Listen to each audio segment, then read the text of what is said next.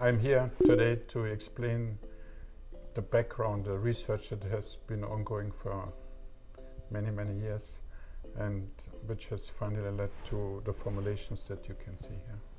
And I'm his assistant. So basically Augustinus is the stem cell whisperer. Augustinus found the signals that awaken them and get them back to work. The TFCA technology, if you translate it, it means a trigger factor complex, but it doesn't trigger anything. TFCA is a toolbox and has two innovations. One of them is a transporting mechanism, which are lipid structures, for example, ceramides, which you can imagine like a pulling structure, bringing other goodies.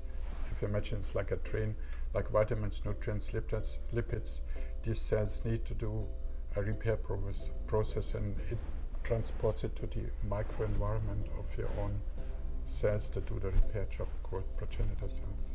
So another way to put it, maybe a slightly shorter way to put it, TFC8 is a proprietary technology patented that is the result of the 30 years of work and research of Augustinus in regenerative medicine. TFC8 will help the environment of the skin so it works at its best.